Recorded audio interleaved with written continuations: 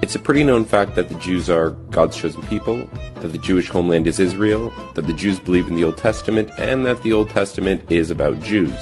However, almost none of these facts are true. Nowhere in the Bible does it call the Jews God's chosen people. Modern-day Israel isn't really the homeland of the Jews. The Jews don't really believe in the Old Testament, and only maybe 5% of the people in the Old Testament can even be considered Jewish. So now that you've branded me an anti-Semite, we can begin. So, the expression anti-Semite literally means against Shem, or his descendants. However, being anti-Jewish isn't the same as being anti-Semitic. So, let me explain. The Semites are the descendants of a man named Shem, who would father some of the world's most renowned empires and dynasties, such as the Assyrian and Babylonian empires, and even the Persians can call themselves Semites. So, why is it when you say something against the Jews, you are considered anti-Semitic? Because just like stealing your religion, your homes, your money and businesses, some Jews also love stealing names, inheritance, and land. So Shem is the son of Noah, the guy who built the ark when Mesopotamia flooded. The Sumerian kingdom would be destroyed by the flood, and the Semites would descend from the Caucasian mountains and establish the Akkadian Empire. Shem would have children, and one of his descendants would be named Eber. He would be the father of the Hebrew people, and the Semites would be called by his name. Eber's line would eventually give birth to a man named Abram or a Jew named Abraham, except Abraham has never been a Jew, nor will he ever be a Jew, and to call Abraham one is just plain ignorant, so let's go through it. So, according to the Bible, Abraham was a Hebrew and not a Jew, who God promised would be the father of many nations, not one single Jewish nation, but many nations, and that through him all the families of the world would be blessed. Abraham would pass this blessing on to his younger son Isaac and not his eldest son Ishmael. Isaac would have twin sons named Esau and Jacob. Again, the Abrahamic blessing would be passed down to the younger brother Jacob, who would then be renamed to Israel. Israel would then have 12 sons. His sons would each become their own tribes and eventually become their own nations. One of his sons would be named Judah, who would be the father of the Jewish people, and all Jews are related to him. Even though all Jews are Israelites, majority of Israelites are not Jews. Obviously, Israel would have to pass the Abrahamic blessing to Judah in order for them to be the chosen people. Israel would want his favorite son Joseph to inherit the Abrahamic blessing. However, Judah, the father of the Jews, would be jealous and conspire with his brothers to have Joseph killed. In the end, Judah sold Joseph into slavery for silver, much like Judah sold Jesus to the Jews. So the Bible portrays Judah as a jealous villain and Joseph as the chosen son. While in slavery, Joseph would rise to become the prime minister of Egypt and father two sons named Ephraim and Manasseh. In the end, Israel would adopt Joseph's sons and pass the Abrahamic blessing on to them, making them the chosen people and dividing Joseph into 2 tribes, making 13 tribes of Israel. As for the father of the Jews, his 2 eldest sons would die and Judah would end up bowing down to Joseph. So, now that you understand that the Jews were never intended to bless the world, nor were they ever considered the chosen people, we can move on to our second point. So, is the Jewish homeland Israel? And the answer is yes and not at all.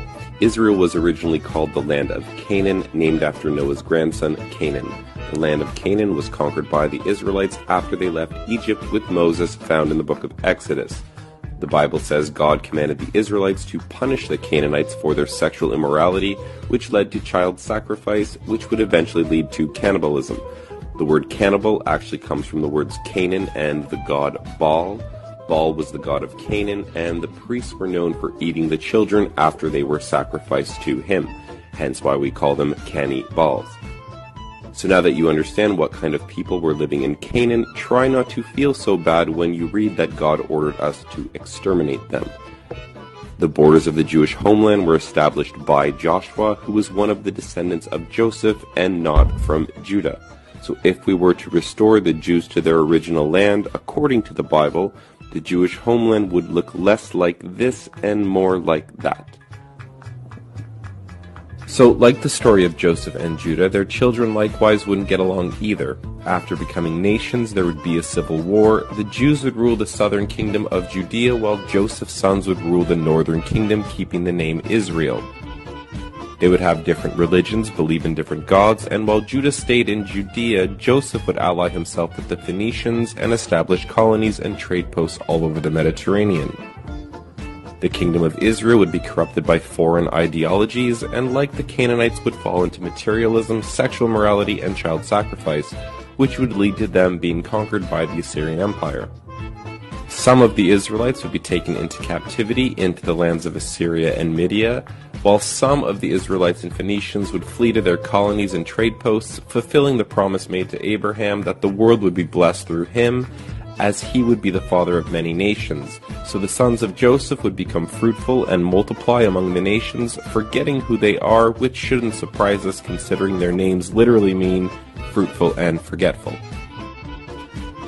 Just like the northern kingdom, the Jews would fall into sexual immorality and start sacrificing their children. They would be conquered and enslaved by the Babylonians, then freed and re-established by the Persians, conquered again by the Greeks, and later occupied by the Romans. While under Roman rule, the Jews would launch the greatest revolution in Roman history, known as the Great Revolt, which would fail, causing Judea, Jerusalem, and the Jewish temple to be destroyed, ironically fulfilling everything Jesus and the Christians said would happen. The Jews, not being satisfied with losing their temple and homeland, would stab the Romans in the back by launching 2 more rebellions, killing over 500,000 Greeks and Romans. God would bless the chosen people with 2 more humiliating defeats, along with a banishment from the land, causing Judea to be renamed to Syria Palestina. So the reason the Jews have been able to take Palestine really rests on the fact that they've stolen the name Israel and have convinced the Christian West that they are the chosen people and that they alone are Israel. But once putting things into perspective, we see that just isn't true. Which brings us to our third point. Do the Jews believe in the Old Testament? The answer is kind of and not really. While waving around the Old Testament as if they believe in it, the Jews actually have secondary books that they consider just as important, the main book being called the Talmud.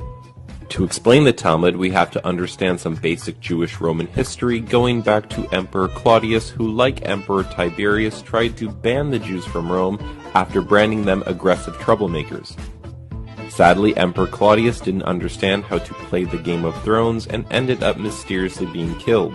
His successor, Emperor Nero, would lift the Jewish ban, which shouldn't surprise us considering the Talmud says he was a Jewish convert. Nero and his Jews would engage in some of the most barbaric acts known to man.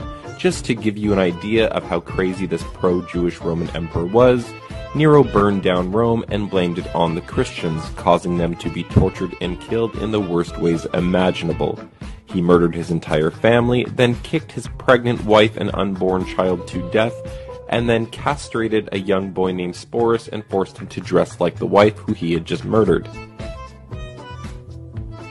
With the coming of Jesus, the Jews would divide into 2 main groups. Those who believed that Jesus is the Messiah, while the other group of Jews rejected this claim, believing that their Messiah would come wielding a sword to destroy the Romans and set up a Jewish empire, which is what led the Jews to revolt against Rome in the first place.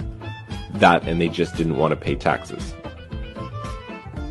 After their failed rebellions, the Jews would retreat to Babylon, creating the religion we know today as Judaism, making Christianity older by about 200 years. The Jews would argue and say that the Talmud is the oral law that was passed down orally without any mistakes since the time of Moses, before finally being written down between 200 and 400 years after Jesus. This would place the Jews in first place above the Muslims for the longest, most successful game of broken telephone ever played. The Talmud speaks of its love for Christians by calling the mother of Jesus a whore and calling Jesus a bastard sorcerer who is in hell boiling in human shit. Which brings us to our last point. Is the Old Testament about Jews? The answer is no, not really. Because the Jews have stolen the name Israel, you would never guess that the majority of the people in the Bible are not Jewish. The Apostle Paul, for instance, even though everyone calls him a Jew, Paul quickly separates himself from the Jews and says, "I am an Israelite of the tribe of Benjamin." The Bible also says that God sent Paul to preach among the Israelites. And funny enough, Paul's ministry wasn't in Judea, but he was sent to preach to the Galatians in Asia Minor, the Greeks in Greece, and the Romans in Rome. The Bible is constantly separating the kingdom of Israel from the kingdom of Judah, as it is constantly separating Joseph from Judah. The entire Jewish deception and hijacking of the Bible depends on them stealing the terms Semites, Hebrews, and Israelites. For example, Moses, the man who wrote the first 5 books known as the Torah, did not come from the tribe of Judah, nor was he part of the kingdom of Judea, yet somehow he is a Jew. The reality here is the majority of the people in the Old Testament are not Jewish. The Bible is a book that tells the history of many nations and peoples, like the Semites, Hebrews, Israelites, Egyptians, Phoenicians, Babylonians, Assyrians, Armenians, Persian, Greeks, Romans, and many others. It's not only about Jews.